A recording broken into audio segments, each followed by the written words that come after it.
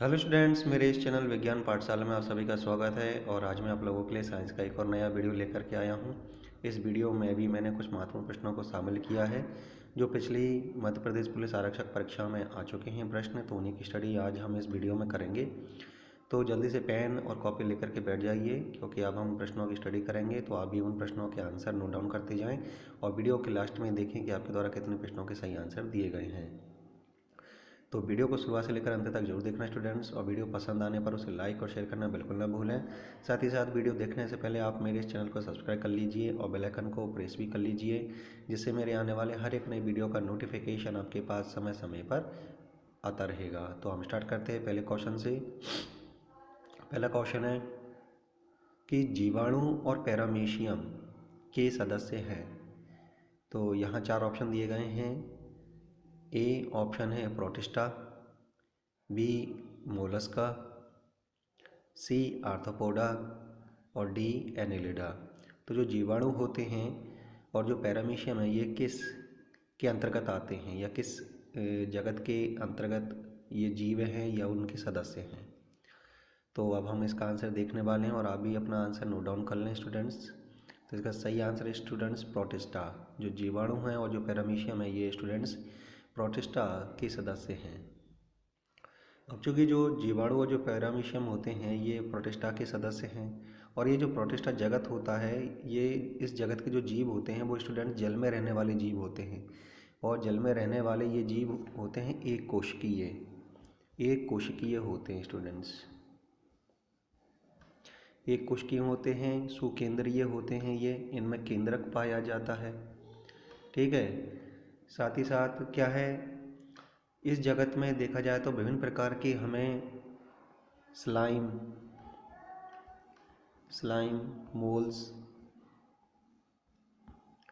Moles और protozoa भी इसी के अंतर्गत आते हैं।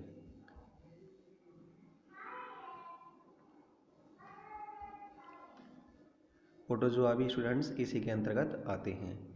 और साथ ही साथ प्रकाश संश्लेषी जो एक कोशिकीय शैवाल होते हैं, प्रकाश संश्लेषी जो एक कोशिकीय शैवाल होते हैं, वो भी इसके अंतर्गत आते हैं, प्रोटिस्टा के अंतर्गत स्टूडेंट्स, याद रखें। ठीक है ना। अब जंतु और पौधे के मध्य में आने वाला जो युगलीना है स्टूडेंट्स, युगलीना, जंतु और पौधों के बीच में आने वाला युगलीना, ये जो जीव है ये भी प्रोटिस्टा के अंतर्गत आता है, इस जगत के अंतर्गत आता है। ठीक है ना। इस जगत का महत्वपूर्ण अंग माना जाता है। तो जो युगलीना होता है स्टूडेंट्स, याद रखें कि ये जंतु और पौधे के मध्य आने वाला जीव है ये स्टूडेंट्स, यानी कि पौधे और जंतुओं के बीच की एक तरीके से कह सकते हैं संयोजी कड़ी के रूप में युगलीना को जाना जाता है। तो प्रोटिस्टा का आप याद रखेंगे कि जीवाणु और जो पैरामीशियम के सदस्य हैं, ये किसके सदस्य स्टूडेंट्स, ये प्रोटिस्टा जो जगत है उसके ये सदस्य हैं। तो अगले क्वेश्चन की ओर अब हम आगे बढ़ते हैं कि नीचे दिए गए पदार्थों में से कौन सा ओजोन परत के अवक्षय के लिए उत्तरदायी नहीं है। तो हमें इन चार ऑप्शन में से ओस को सिलेक्ट करना है जो ओजोन परत के अवक्षय के लिए उत्तरदायी नहीं है। ठीक है, जो रिस्पॉन्सिबल नहीं है ओजोन परत के क्षय के लिए। तो ए ऑप्शन है क्लोरोफ्लोरोकार्बन, बी कार्बन टेट्राक्लोराइड, सी एरोसॉल और डी अमोनिया। तो इन चारों में से हमें सही ऑप्शन देखना है कि कौन सा इनमें वो पदार्थ है या कोई गैस है जो ओजोन परत के अपक्षय के लिए उत्तरदायी नहीं है स्टूडेंट्स। तो आप अपना आंसर नोट डाउन कर लें, क्योंकि अब हम आंसर देखने वाले हैं। और इसका सही आंसर स्टूडेंट्स अमोनिया। तो याद रखें कि ओजोन परत के अपक्षय के लिए क्लोरोफ्लोरोकार्बन, कार्बन टेट्राक्लोराइड और एरोसॉल उत्तरदायी होता है, लेकिन जो अमोनिया गैस होती है स्टूडेंट्स, जो अमोनिया गैस होती है वो ओजोन के लिए हानिकारक नहीं होती है। तो अगले क्वेश्चन की ओर आगे बढ़ते हैं अब हम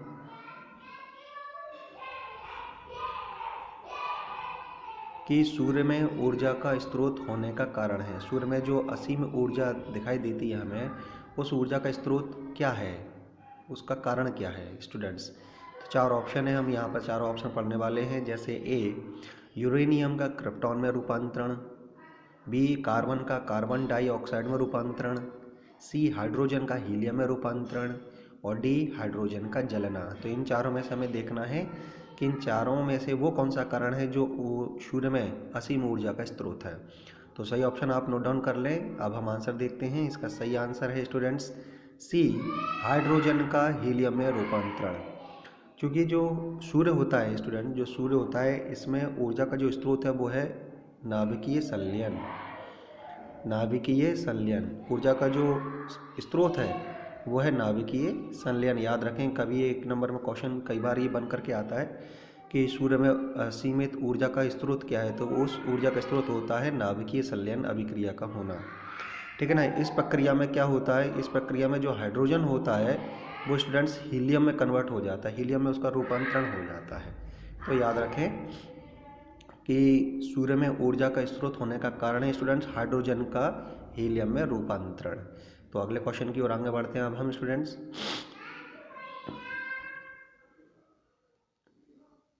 कि नलिकाओं का समुच्चय जो हमारे घरों या सार्वजनिक भवनों से वाहित मल को जल उपचार संयंत्र तक ले जाती है कहलाते हैं। ठीक है, तो इसके चार ऑप्शन हमें मिल रहे हैं यहाँ पर। अब हम चार ऑप्शन पढ़ेंगे। ए नल प्रणाली कहा जाता है उसे, बी उसे परिवहन कहा जाता है, सी मल नल कहा जाता है या डी मल व्यवस्था कहा जाता है उसे। तो इसका सही आंसर आप नोट डाउन कर लें। इसका सही आंसर क्या है स्टूडेंट्स? इसका सही आंसर स्टूडेंट्स डी मल व्यवस्था।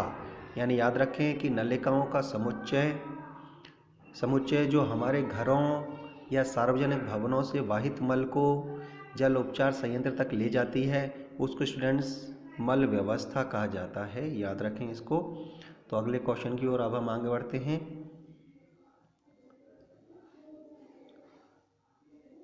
कि रक्त का कौन सा अवयव ऑक्सीजन का परिवहन करता है।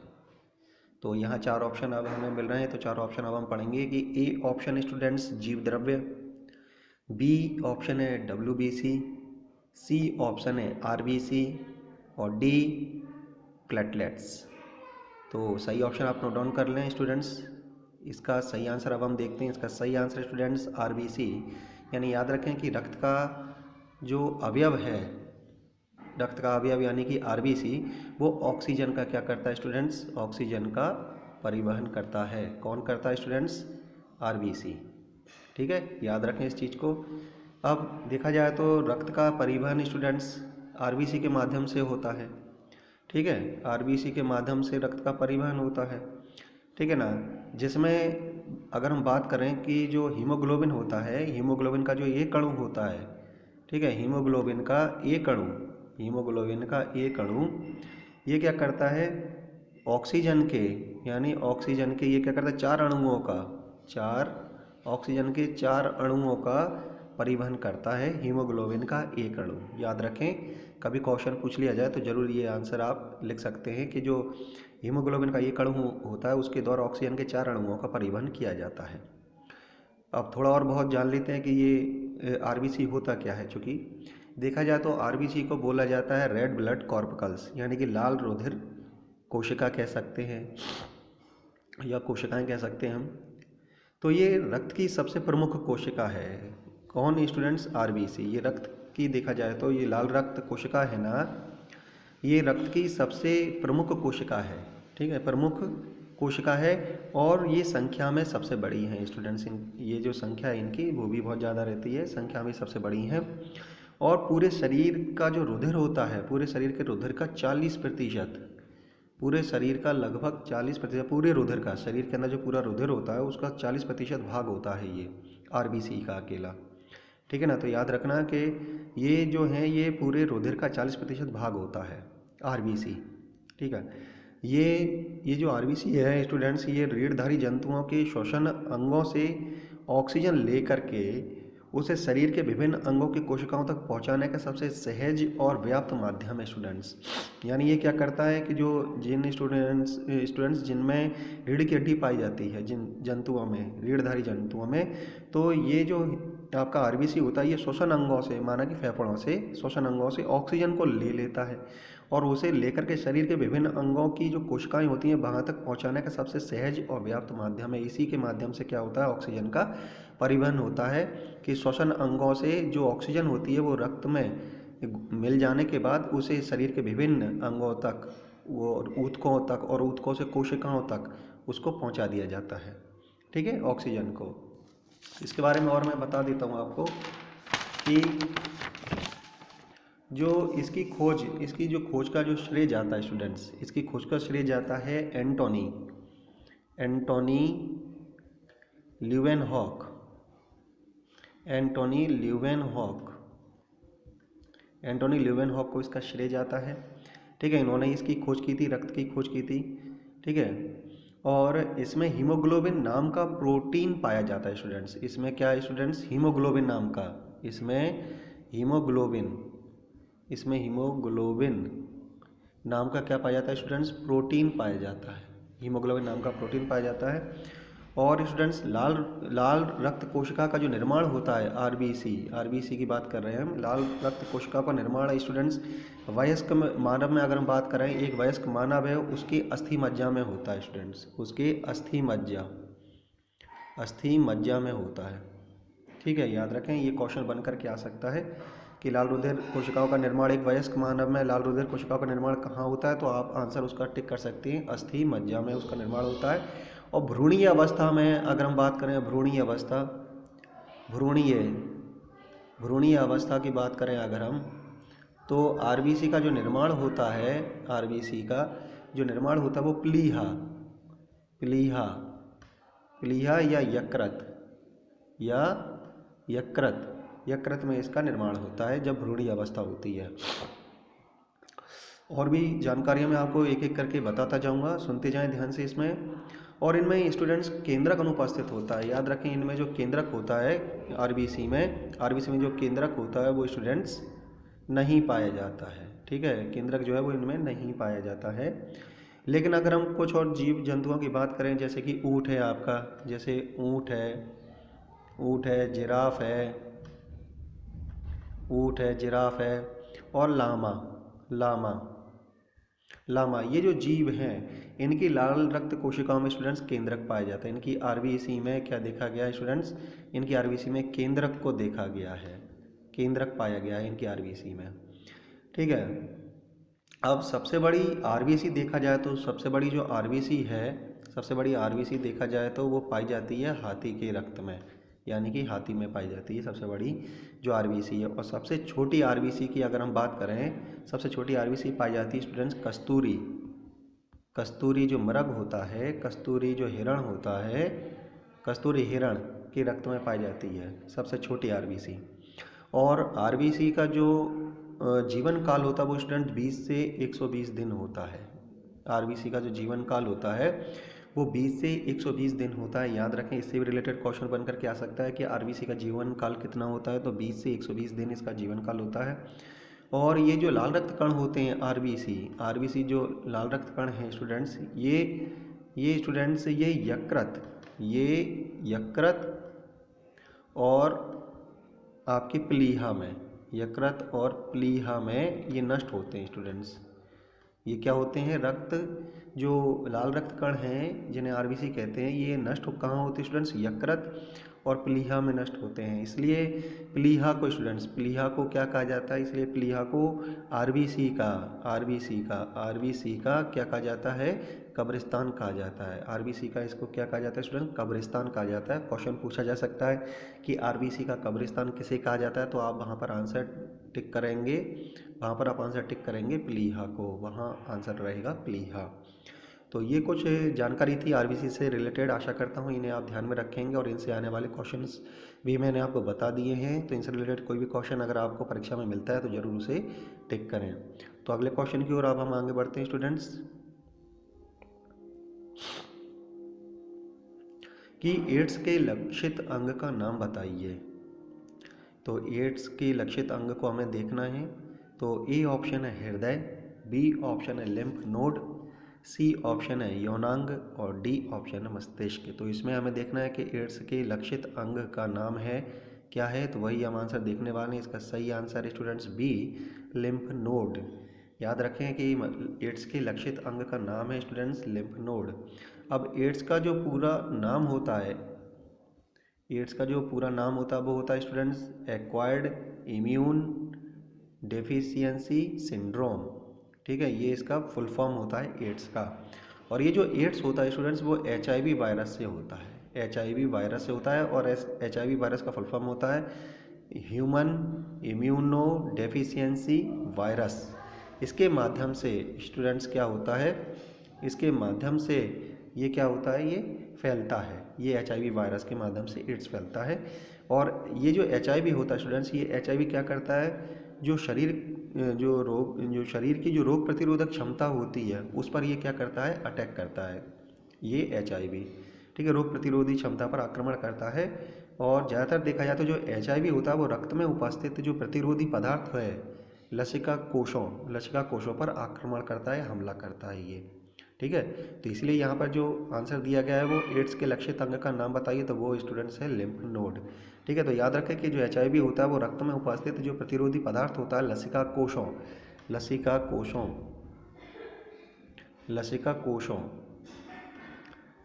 कोशों पर क्या करता है, ये अटैक करता है स्टूडेंट्स, याद रखें इसको। अब एड्स के लिए स्टूडेंट्स, एड्स की जांच के लिए क्या बनाया गया है, एक टेस्ट भी है एलिसा, जिस टेस्ट का नाम है स्टूडेंट्स एलिसा टेस्ट। ठीक है, एड्स के लिए एलिसा टेस्ट होता है स्टूडेंट्स। ठीक है, ये चीज़ याद रखें, कभी भी क्वेश्चन बन करके आ सकता है। और प्रत्येक वर्ष 1 दिसंबर को स्टूडेंट्स, 1 दिसंबर को स्टूडेंट्स अंतर्राष्ट्रीय एड्स दिवस के रूप में मनाया जाता है। तो इनसे रिलेटेड जो भी क्वेश्चंस बनते हैं वो मैंने आपको बताए हैं। तो आशा करता हूँ ये नॉलेज आप अपने माइंड में रखेंगे और इनसे रिलेटेड प्रश्नों को जरूर हल करेंगे। तो ध्यान रखें कि एड्स के लिए एलिसा टेस्ट है और एड्स जो है वो प्रत्येक 1 दिसंबर को अंतर्राष्ट्रीय एड्स दिवस के रूप में सेलिब्रेट किया जाता है, मनाया जाता है उसे। ध्यान रखेंगे कि एड्स का फुल फॉर्म क्या होता है स्टूडेंट्स और HIV का फुल फॉर्म क्या होता है, क्योंकि इनसे रिलेटेड क्वेश्चन बन करके आते हैं कई बार परीक्षाओं में। चलिए अगले क्वेश्चन की ओर आगे बढ़ते हैं अब हम।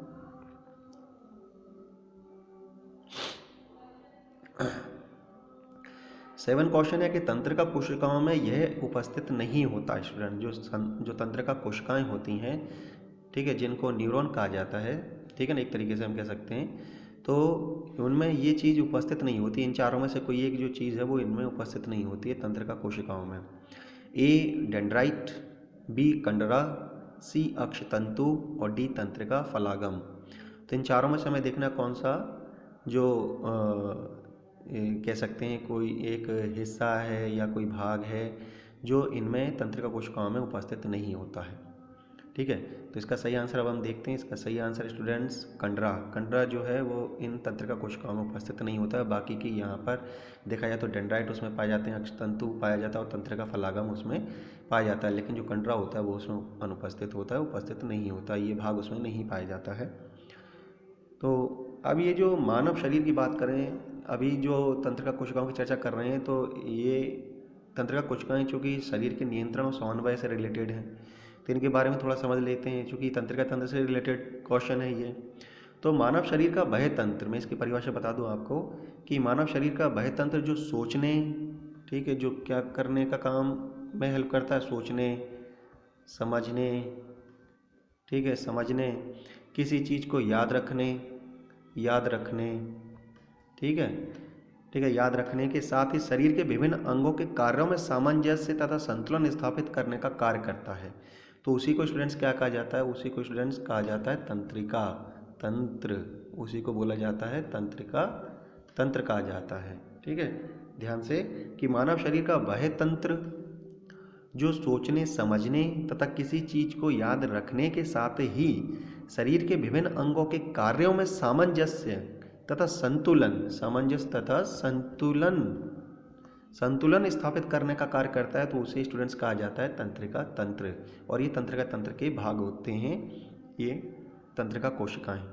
ठीक है, अब आगे बढ़ते हैं हम, थोड़ा और इसके बारे में स्टडी कर लेते हैं हम, थोड़ा और इसके बारे में बता देता हूँ आपको कि तंत्र का जो तंत्र होता है स्टूडेंट्स, जो तंत्र का तंत्र होता है ये संवेदी अंग, सेंसिटिव जो ऑर्गन्स होते हैं तंत्रिकाओं, ठीक है ना, मस्तिष्क, ठीक है, मस्तिष्क है, मेरुरज्जु है तथा तंत्रिका कोशिकाओं का बना होता है। ठीक है, ध्यान रखें कि जो तंत्रिका तंत्र होता है वो संवेदी अंगों, तंत्रिकाओं, मस्तिष्क, मेरुरज्जु एवं तंत्रिका कोशिकाओं का बना होता है और तंत्रिकीय नियंत्रण तथा समन्वय का कार्य मुख्यतः मस्तिष्क तथा मेरुरज्जु के द्वारा किया जाता है। ये चीज़ ध्यान रखें स्टूडेंट्स कि तंत्रिकीय जो नियंत्रण होता है, कंट्रोल एंड कोऑर्डिनेशन होता है, नियंत्रण तथा समन्वय का जो कार्य होता है वो मुख्यतः स्टूडेंट्स किसके द्वारा किया जाता है? मस्तिष्क और मेरुरज्जु के द्वारा किया जाता है, ये याद रखें। ठीक है, आगे और बढ़ते हैं। अब हम देखते हैं कि तंत्रिका तंत्र बनाने वाली जो इकाइयां हैं, इकाइयों को स्टूडेंट तंत्रिका कोशिकाएं न्यूरॉन कहा जाता है। ध्यान से, तंत्रिका तंत्र, जो तंत्रिका तंत्र है स्टूडेंट्स, तंत्रिका तंत्र बनाने वाली जो इकाइयां होती हैं, इन इकाइयों को बोला जाता है तंत्रिका कोशिका। तंत्रिका कोशिका कहा जाता है। तंत्रिका तंत्र को बनाने वाली जो इकाइयां होती हैं उनको कहा जाता है तंत्रिका कोशिका, या स्टूडेंट्स इनको बोला जाता है न्यूरॉन। याद रखें, मैं इसलिए रिपीट करता हूं कि वो चीज़ आपके दिमाग में बैठ जाए। ठीक है ना, तो इस तरीके से देखा जाए तो जो न्यूरॉन होता है स्टूडेंट्स, जो न्यूरॉन होता है, इस न्यूरॉन को ही स्टूडेंट्स क्या कहा जाता है? तंत्रिका तंत्र की कार्यात्मक इकाई, तंत्रिका तंत्र की कार्यात्मक इकाई और संरचनात्मक इकाई कहा जाता है। किसको कहा जाता है स्टूडेंट्स? ये न्यूरॉन को कहा जाता है। ये एक नंबर में क्वेश्चन कभी बन करके आ सकता है और कई बार पूछा भी जाता है कि तंत्रिका तंत्र की कार्यात्मक और संरचनात्मक इकाई क्या है। तो वहाँ पर आप स्टूडेंट्स नोट डाउन कर सकते हैं, वहाँ पर आप आंसर सेलेक्ट कर सकते हैं न्यूरॉन को। और न्यूरॉन देखा जाए तो शरीर में सबसे बड़ा सेल भी है। देखा जाए तो जो न्यूरॉन है वो शरीर में सबसे बड़ा सेल भी है। तो आज जो मैंने जानकारी दी, आशा करता हूँ आप जरूर याद रखेंगे, इसको ध्यान में रखेंगे और इनसे रिलेटेड जो क्वेश्चंस बन सकते थे वो मैंने आपको बताए हैं। तो ध्यान रखें कि जो न्यूरॉन होता है वो कि तंत्रिका तंत्र की कार्यात्मक और संरचनात्मक इकाई होती है। चलिए अगले क्वेश्चन की ओर आगे बढ़ते हैं अब हम, कि निम्न यौगिकों में से किस एक का कम कैलोरी जनन मान होता है? मतलब उससे प्राप्त होने वाली जो ऊष्मा है, ऊष्मा ऊर्जा है, उसका मान कैसा हो? कम हो, कैलोरी जनन मान कम होता है। तो इनमें से हमें देखना है किसका कैलोरी जनन मान कम है। ए ऑप्शन है लकड़ी का, बी ऑप्शन है पेट्रोल, सी ऑप्शन है अल्कोहल और डी ऑप्शन है कोयला। तो सही आंसर आप नोट डाउन कर लें स्टूडेंट्स, क्योंकि अब हम सही आंसर देखने वाले हैं। इसका सही आंसर स्टूडेंट्स लकड़ी, यानी लकड़ी का जो कैलोरी जनन मान होता है वो स्टूडेंट्स सबसे कम होता है। बाकी के अदर जो सब्सटेंस यहाँ पर दिए गए हैं उनका कैलोरी मान कैसा होता है? लकड़ी से अधिक होता है, लेकिन लकड़ी का जो कैलोरी मान होता है, जनन मान, वो कम होता है स्टूडेंट्स। अब चूंकि ये सारे के सारे ये जो ऑप्शन दिख रहे हैं हमें, ये सारे ऑप्शन ये ईंधन से रिलेटेड हैं। ये सारे के सारे क्या है स्टूडेंट्स? ईंधन एक तरीके की। ठीक है, तो ईंधन के बारे में थोड़ा हम पढ़ लेते हैं और पहले भी पिछले वीडियो में भी कई जो वीडियो आए हैं उनमें भी मैं इसका डिस्क्रिप्शन समझा चुका हूँ ईंधन होता क्या है। फिर हम थोड़ी सी चर्चा कर लेते हैं कि ईंधन जो होते हैं स्टूडेंट्स वो ऊर्जा का स्रोत है। ये क्या है स्टूडेंट्स? ऊर्जा के स्रोत हैं ईंधन। और वे सभी पदार्थ जिन्हें जलाकर हम क्या कर सकते हैं स्टूडेंट्स? ऊर्जा अथवा ऊष्मा प्राप्त कर सकते हैं, या ऐसे पदार्थ जिन्हें जलाकर हम ऊष्मा या ऊर्जा प्राप्त करते हैं या उनसे ऊष्मा या ऊर्जा प्राप्त की जा सकती है, उसी को क्या कहा जाता है स्टूडेंट्स? ईंधन कहा जाता है। उन्हीं को ईंधन बोला जाता है स्टूडेंट्स। ठीक है, अब क्या होते हैं, अलग अलग प्रकार के जो ईंधन होते हैं वो जलने पर क्या करते हैं? भिन्न भिन्न मात्रा में ऊष्मा मुक्त करते हैं, और जिससे क्या होता है, ईंधनों की गुणवत्ता में हम क्या कर सकते हैं? तुलना कर सकते हैं। ठीक है ना, तो यही लक्षण, ईंधनों का यही जो लक्षण होता है स्टूडेंट्स, इसी लक्षण को स्टूडेंट्स ऊष्मीय मान या कैलोरी मान, ठीक है ना, ऊष्मीय मान, या उसको देख मैं फिर से लिख देता हूँ, ऊष्मीय मान बोल देते हैं, या उसे स्टूडेंट्स बोला जाता है कैलोरी मान कहा जाता है या कहते हैं। ईंधनों का यही लक्षण क्या कहलाता है स्टूडेंट्स? उनका ऊष्मीय मान या कैलोरी मान कहलाता है। कैलोरी मान की मैं परिभाषा आपको बता दूं कि किसी ईंधन के इकाई द्रव्यमान को जलाने पर उत्पन्न ऊष्मा को उस ईंधन का कैलोरी मान कहा जाता है स्टूडेंट्स। ध्यान से सुन लें, एक और बार मैं बोल रहा हूँ इसकी परिभाषा आपको, कि किसी ईंधन के इकाई द्रव्यमान को जलाने पर उत्पन्न ऊष्मा को उस ईंधन का स्टूडेंट्स कैलोरी मान अथवा क्या कहा जाता है? ऊष्मीय मान कहा जाता है। और ईंधनों में अगर देखा जाए तो स्टूडेंट्स, ईंधनों में अगर देखा जाए तो जो हाइड्रोजन होता है, हाइड्रोजन ईंधनों में देखा जाए तो जो हाइड्रोजन होता है उसका कैलोरी मान सबसे ज़्यादा होता है, अधिक होता है इसका कैलोरी मान। ठीक है, अब ये जो कैलोरी वर्ड जो यूज़ कर रहे हैं इसके बारे में भी थोड़ा हम पढ़ लेते हैं, कैलोरी होता क्या है। ठीक है, कैलोरी जो वर्ड यूज़ कर रहे हैं हम, ये होता क्या है कैलोरी। क्योंकि जो कैलोरी होती है स्टूडेंट्स वो क्या है, ऊर्जा की, कैलोरी जो है वो ऊर्जा की क्या है, ऊर्जा का एक पैमाना है। ऊर्जा का एक क्या है, मापने का पैमाना है। ऊर्जा को मापने का पैमाना होता है कैलोरी। ठीक है, कैलोरी को ऊर्जा का मापने का पैमाना कहा जाता है, माना जाता है। और इस सबसे पहले देखा जाए तो सबसे पहले सन 1824 में, सबसे पहले सन 1824 में एक प्रोफेसर थे, प्रोफेसर जिनका नाम था Nicholas Nicholas Nicholas Clement Nicholas Clement Clement ने कैलोरी को कहा है, तो कैलोरी को ऊर्जा की इकाई के रूप में परिभाषित किया था। किन्होंने किया था, निकोलस क्लीमेंट ने। ठीक है, ध्यान रखें कि निकोलस क्लीमेंट ने सन 1824 में कैलोरी को ऊर्जा की इकाई के रूप में परिभाषित किया था। ठीक है, तो अगली जो बात और मैं आपको बताने जा रहा हूँ, एक और जो पॉइंट है जो कभी पूछ लिया जाता है कि एक जो कैलोरी होती है, कई बार क्वेश्चन बन करके आ जाता है कि एक कैलोरी कितनी जूल के बराबर होती है। तो स्टूडेंट ध्यान रखें कि जो एक कैलोरी होती है वो लगभग 4.2 जूल के बराबर होती है। याद रखें, कभी क्वेश्चन बन करके आ जाए कि एक कैलोरी जो होती है वो कितने जूल के बराबर होती है, तो याद रखें कि एक कैलोरी जो होती है वो 4.2 जूल के बराबर होती है। तो इससे रिलेटेड जो क्वेश्चन बन सकता था वो भी मैंने आज आपको बता दिया। तो अगले क्वेश्चन की ओर अब हम आगे बढ़ते हैं स्टूडेंट्स।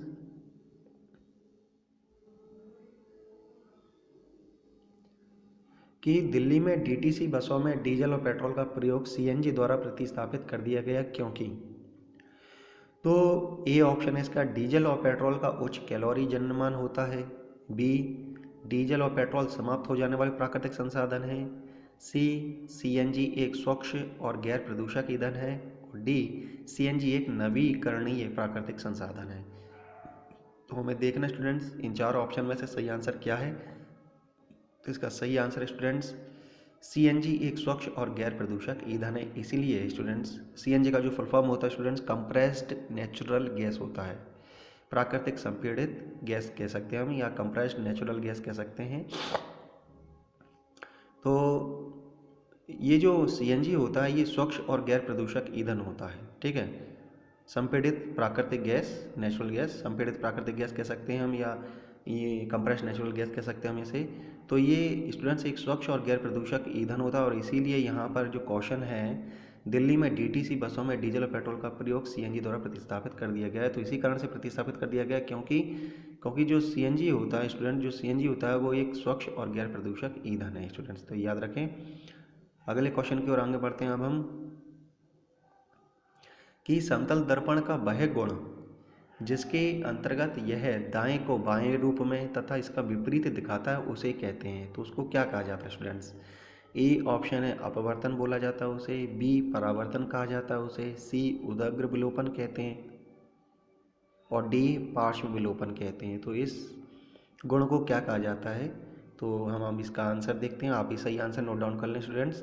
इसका सही आंसर स्टूडेंट्स पार्श्व विलोपन कहा जाता है, उसको याद रखें। ठीक है, इस चीज़ को याद रखें आप, कि समतल दर्पण का वह गुण जिसके अंतर्गत यह क्या करे, दाएं को बाएं रूप में तथा इसका विपरीत दिखाता है, तो उसको स्टूडेंट्स का क्या कहा जाता है? पार्श्व विलोपन कहा जाता है। याद रखें, यही समतल दर्पण का गुण होता है जिसे पार्श्व विलोपन कहा जाता है। तो अगले क्वेश्चन की ओर आगे बढ़ते हैं अब हम, कि 11 वर्ष और 18 वर्ष के बीच की आयु कहलाती है, क्या कहलाती है? उस आयु को क्या कहा जाता है?